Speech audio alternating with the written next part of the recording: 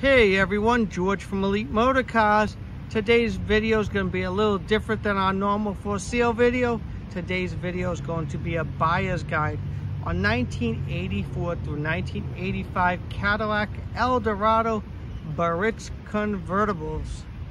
If you follow me on Facebook, Instagram, YouTube, you know I have a huge passion and love for 84 through 85 Cadillac Eldorados. Look at the lines of the car, look at the chrome. Who wouldn't love these cars? They're absolutely beautiful automobiles. So today we're going to walk you through this car here. We're going to show you what's original, what's not original if you're looking for one of these cars, what to look for, things to pay attention to. Basically just a good guide, so if you're actually looking for one, you kind of know exactly what you're looking for. Just before we get into the video, I love original automobiles. I'm a big originality type of guy. Not everybody is. Some people want to just buy one of these and cruise. I'm the guy that would put away the low mile example, never put the top down and preserve it. So there's a lot of different people out there that like these automobiles. Some people want to cruise them. Some people like me that love the originality. So basically 1984 came along and Cadillac finally decided to bring the convertible back. So they contacted American Sunroof Corporation at the time. They do a lot of convertible conversions. They said design a convertible top for this particular car so we can build it. They did not have enough time in the factory to build it, so what they did was they designated each one of the cars to be a convertible by the VIN. So if you look right there, it says EL67. So the car left Cadillac, the manufacturer, the plant, as a hardtop. It was sent to ASC, which is American Sunroof Corporation. The car, when it left Cadillac, had no rear landau roof, no chrome trim in the back here, no rear interior. ASC got the car, they finished the conversion, they made it into a convertible, and it was sent to the Cadillac dealers to be sold from there. They made 3,300 of them in 1984. They made 2,300 in 1985. Now I've heard, I don't know how true it is, that a lot of Cadillac dealers at the time was getting $10,000 over MSRP. At the time, these cars had an MSRP of around $32,000 to $33,000. So at that particular time, it was the most expensive U.S. production convertible ever built. Crazy. It's a lot of money today, and it was a ton of money in 1984 and 85. But talk about just the feeling of pulling up in one of these brand new back then. Wow, that's all I can say. So they did have only 3 color options in 1984. They had Lithium white, they had Hatteras blue, and they had the beautiful autumn maple fire mist, which was that red color. They all came through with white convertible tops, and on the red and the white one, you could get the dark carmine leather interior, or you could get the white leather with the dark carmine trim. On the Hatteras blue car, you could only get the white leather with the light blue trim. Now when 1985 came along, they then added the black convertible at the end of the run. The black convertible had the dark carmine leather, and it was the only convertible built with a black convertible top. Rumor has it they only made 200. Nobody knows 100%, but I think it's pretty close. Also in 1985, at the end of the run, they added the Commemorative Edition, which you could get with the triple white with the navy trim, or you could get Commodore blue with the white leather with the navy trim. So the commemorative cars had a lot of little special features to them, and saying is, or rumor is, that they only made 50 of each car. I know they're rare, just nobody knows exactly how rare they really are. And also in 1985, they no longer built the Hatteras blue convertible, they built the Corinthian blue convertible. And also, if you look at them, just by pictures and videos, you're not going to tell the difference between an 84, 85 Barrett's convertible. But if you look closely, you can see a difference. In the 1985, I'm not going to put the roof down this one, there's a stainless piece right here. 1985, it's a lot thicker than the 1984 model. Also, in 1985, they made this piece of trim right here wider to fit better with the original. Basically, it evened it out. Also in 1985, they added the optional rear defrost window. In 1984, you could not get that.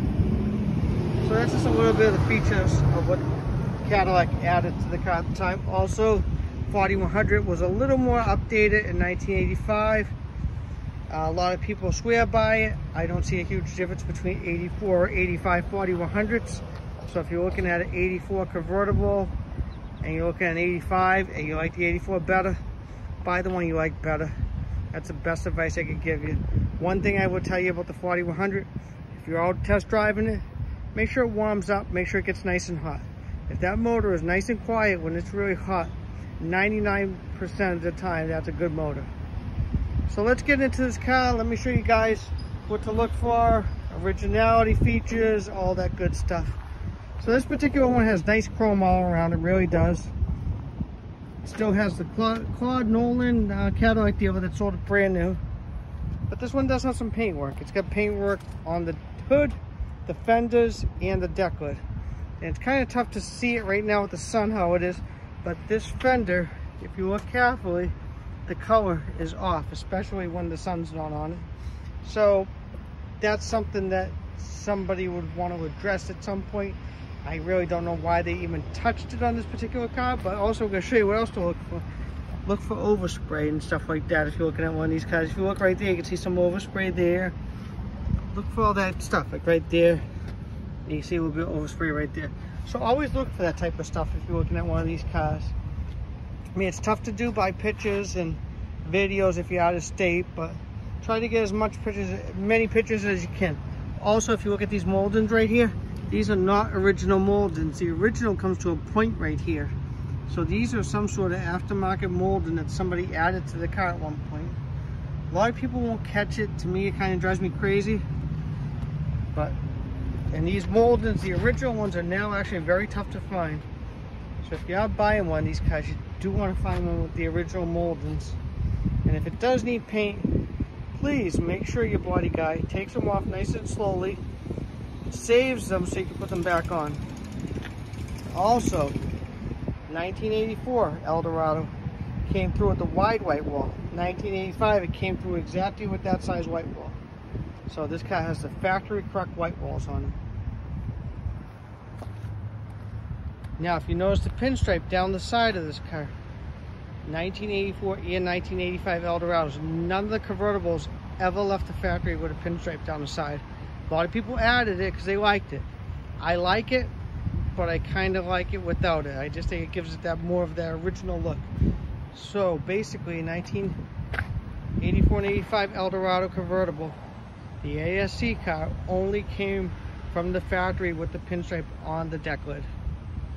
Now if you notice, this car has brand new plastic fillers all around. A lot of these cars need filler panels these days.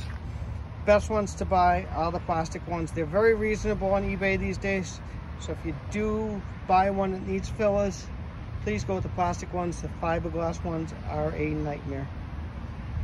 Also, if you notice on this car, if you caught it, the bumper trim is a light gray. So this bumper is not original to this particular car. So this bumper probably fit a 1979 to 1981. In 1982 they came out with the black impact strips on them. So that is the incorrect bumper. Also notice that they did put, when they painted it, even though they painted this deck lid, they put the Baritz emblem back in the right place. On these convertibles, there is no Touring emblems, there's no emblems except maybe a dealer sticker on this side. That's it. Just so everybody knows, all these convertibles that were done by the factory sent to ASC have Touring suspension. I know there's no emblem on the glove box or no emblem on the back of the car, but it was a standard feature. And believe it or not, these cars all came through the factory with 225/70/15 white wall tires, which are very, very tough to get these days. A lot of people use the 215/75/15s, and I think they use the 215/70/15s if they decide to go with the Vogue tire. I'm Mr. Originality, as I mentioned earlier in the video, so I like the original style white wall in the car. This car does have 215/75/15s because the only 225 7015 out there white wall wise that's even remotely affordable is a very cheap tire, and the white wall turns yellow within days. So my best advice is, if you got an 85, you want to keep original, go with these Hankook Optimas. They're a great tire. Now if we look at the convertible top on this car, you're gonna look at it going, wow, it looks brand new. This is the original convertible top. This is 36 years old. 36 years old? 1985 is, I think it's 36 years old. My math might not be the greatest. I didn't really pay attention to my math teacher much. Well, say it's a 36-year-old car. That's 36-year-old vinyl right here. So it does get fragile and stuff. It's dry. Basically, how I look at a car like this, and some people are gonna say I'm crazy. My friend says I'm nuts. Is this type of car with the original convertible top on it and the gorgeous white leather. This is a preservation type of car. I don't look at this as a daily drive or a convertible cruiser or put the top up and down. Because this particular top right here on this car, as nice as it looks, you start using it, it is going to crack and tear. What I love about the original tops and why I'm so keen on it is they got this piece that's original right there. If you look carefully, it's different than an aftermarket convertible top. You can save this piece. It's not hard, but most convertible top shops do not save it. Also, if you look carefully right there, you see a little bit of this white right there? So the rear window's starting to sag, and that's why you see that. So a lot of times if you look at one of these cars in like the pictures, you can't see the car in person, you see that 99% of the time it tells you it's got the original top. Also, right here, see how tight it is to that corner right there? When they replace the top, there's a little black piece of trim that goes there that holds it in. That black piece is so brittle it cracks. I didn't believe it until a friend of mine helped me with one of my tops, and we tried so hard to save those little corner pieces, they're called, and no matter what we did, they just snapped and broke apart. So it's a little bit of a challenge for a convertible top shop to get it as tight as they are from the factory. So that's another great feature of an original top. Bad part about an original top is, if you're like me, you like to preserve it, is it's a car you can't really put the top down. Because if you do, probably a couple of times you can have a torn up top. And if you look right there, that's all stuff that's very easily gonna tear over time.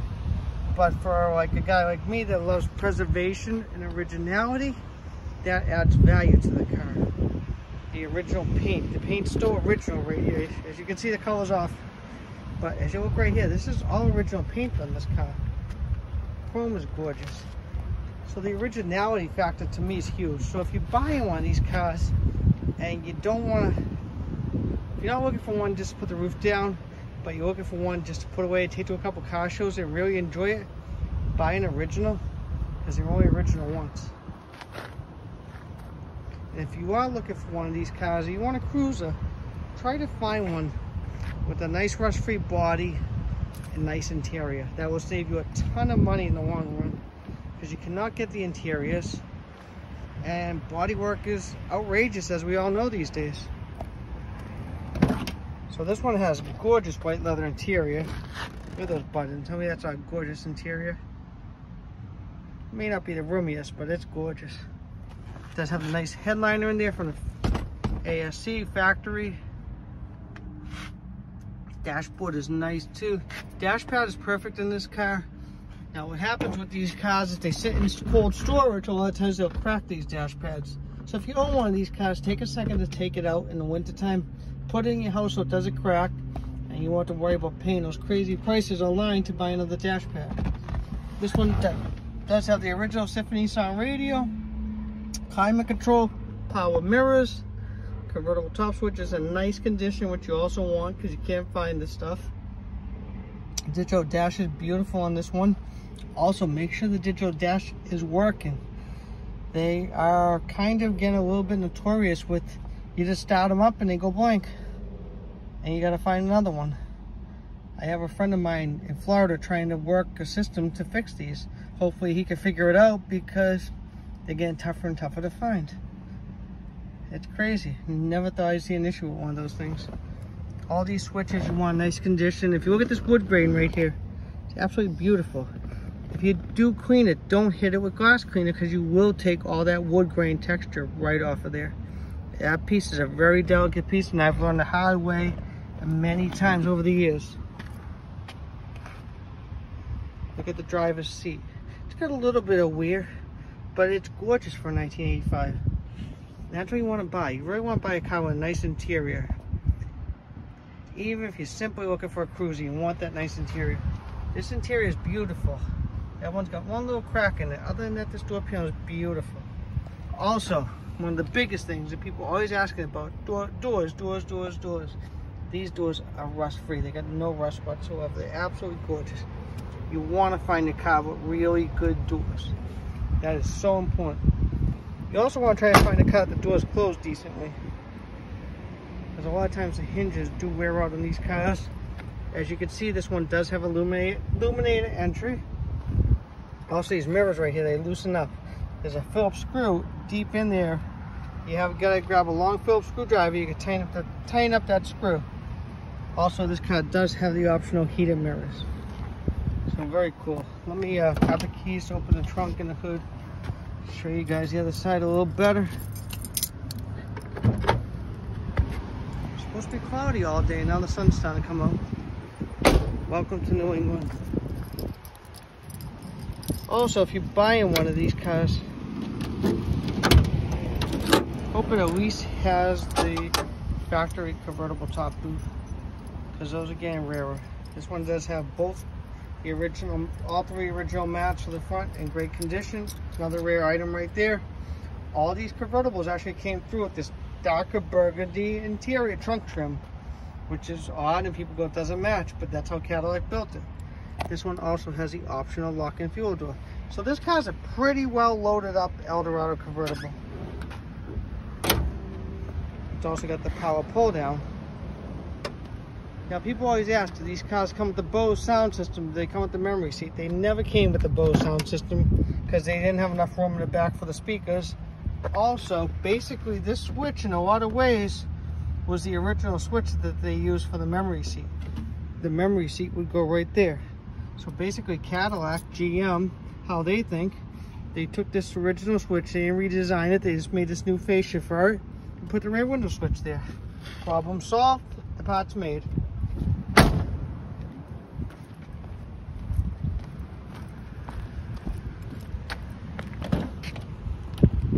So this side's in beautiful condition as well. You want a car with nice carmine leather, and you want cars with nice carmine leather. You want cars with nice rugs. If you notice, the 85 or 80 Barretts in general across the board from 1979 to 1985 will have thicker carpet than the base Eldorado. Got that little trash receptacle. You want to make sure the car has that as well. This one does have dual power recliners, which is pretty rare. You also want to make sure you get this little seatbelt pieces right there, because those are getting tough to find. All this trim you want. Now this particular car, we just did some service on it. We redid this rear window. The regulator was no good. It's not a fun job, it's a lot of work. So you got to take the whole interior out of the back of the car. It's time consuming. So definitely if you do plan on doing one, plan on taking your time, because you got to remove all this. Also, if you do decide to do one, this piece is new right here. Order the weather stripping kit for the car, because I guarantee as soon as you pull that window out, that weather stripping will crack. It's 35, 36 years old. Also, this piece of weather stripping around the window right here, windshield, this is no longer produced. So if you ever need a windshield, you want to get a good convertible top, a good glass company to do the job that knows how to remove this molding without ruining it, because you will not find another one. And this molding works for the car. It looks right. Some aftermarket one that's Mickey Mouse looking, it's just not going to look right. As you can see with this windshield right here, it's kind of delaminated right there. So you can tell this is probably the original windshield to the car. Also, we did the power antenna on this particular car, which a lot of the power antennas go bad on these cars. What happens is the mast itself runs on the piece that comes up and down the antenna is called the mast. It's got a plastic cable that runs and it gets pulled up and down by the motor. That piece breaks, the motor continues to run. We did replace it on this car because the antenna was stuck up. So you will run into that. You need to try to do your best to get the antenna pushed down, pull it out, rebuild it, put it back in. you do have to remove the hood hinge, and this whole hood hinge assembly needs to be removed to get in there to get the antenna out. But the antenna will come out through the inside of the fender. One thing I do use as a trick is I put a little bit of a black spray paint around the bolt right there, so I know exactly where the bolt goes, so I don't have to realign anything. Also with the 4100s, what I run in them is I run Castro GTX 2050 oil. People say I'm crazy. I've been running that heavy oil in these cars for 20 odd years. I haven't had an issue with a 4100 since. A friend of mine back then told me to run it, and I've been doing it ever since. So if you do buy one of these, I highly recommend you do that. Also on this particular one, we just did the thermostat. These thermostat bolts are notorious for breaking. If you're doing one on one of your cars, take your time. That's all you gotta do, back and forth, take your time, because that house, and even used, is very expensive, and that's not a fun job to replace that whole house. And when you're at that point, you might as well just do the whole water pump, which at that point you're pulling the whole front of the motor off the car. So the water pump is no simple task on these. Also, we just put new spark plugs in it, which I'd also recommend if you buy one of these. This one does retain the original Harrison AC compressor, which is another nice, great feature right there. So basically, you just want to look for rust and that type of stuff in this area here. I want to make sure it's not all rusted out.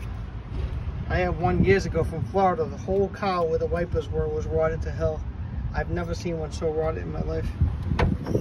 This one does have brand new hood pistons, but a lot of times they need hood pistons. Definitely worth putting them in because these are heavy hoods. And when they come down on your head, it's not fun. And this one still, don't know how the wiper blades themselves, I replaced the blades, but this one still retains the original wiper arms, which are wonderful. So if you got one with the original wiper arms, try to find the refills, because you can't get these arms anymore. So that's basically it on the buyer's guide on these cars. So basically, if you're looking for one or you own one, you get some questions about one, give me a call. I'd be glad to help you out. Or if you need a part, maybe I can help you out. I can't guarantee it, but maybe I can help you out. Or you just want to talk about yours or whatever, always give me a call. Again, my name is George. We have Elite Motor Cars in Peabody, Massachusetts. You can give me a call anytime at 978-590-0014. And before we go, guys, we're going to jump in her and do a little video pulling her out so you guys get a little bit of a feel and what it feels like to be behind the driver's seat. So if you're thinking about one of these cars, at least you get a little bit of a feel here. Start her up here. And also, guys, if you watched the video this far, please take a second to like and subscribe below. Also check us out on Facebook and Instagram, Elite Motor Cars, Peabody, Massachusetts. Let's jump in her and go over that thing here. Also, see this climate control right here? You want to make sure the climate control system, even if the AC is not blowing cold, you just want to make sure the basics of the climate control is working, because these parts are not inexpensive anymore. So there's that view that you would have from your car if you buy one of these or you own one. It's a view to me that never gets old. So I get the back there. That's the rear window view. And there's that view right there, and you can get the chrome. There's a beautiful chrome right there. And that's it. So I'm gonna get back to my shop and relax a little bit for the rest of the day. Try to get a couple odds and ends done. Again, thank you for watching our videos. We really appreciate it, and have a great day.